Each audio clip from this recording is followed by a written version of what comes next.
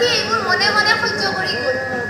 কিন্তু এদিনাখন তাৰ সহ্যৰ বান্দাল ছিগি আৰু সি ইয়াতে এই কোঠাটোতে আত্মহত্যা কৰিলে আৰু চিৰদিনৰ বাবে আমাক এৰি গুচি গ'ল। তাৰ বাবে নিজকে দুঃখ দি নাথাকে।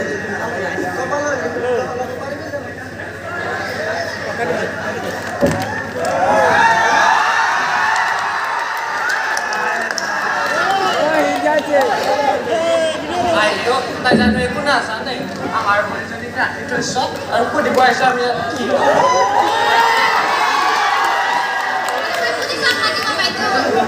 ঐ পুলিচৰ মই বেলেগ কাৰোবাক দেখাম আমি তাইক লৈ যাম আমাৰ লগত তাই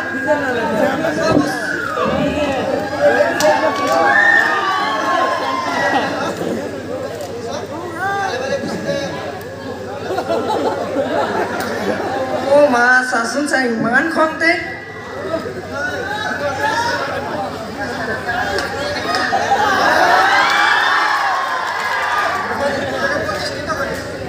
ঐ মুখ সামলি কথা কবি আজিকালি গাঁওখনত এটা পচন্দ হৈ আছে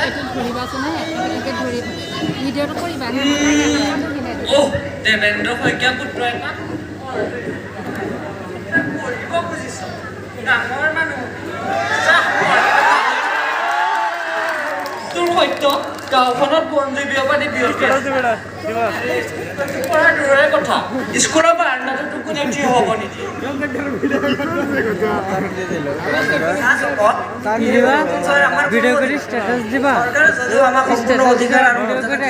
কিন্তু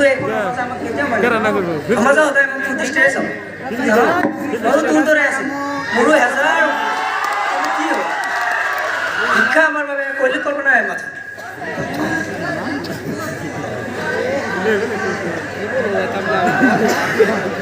Oh, kata ini mesti kita jadi.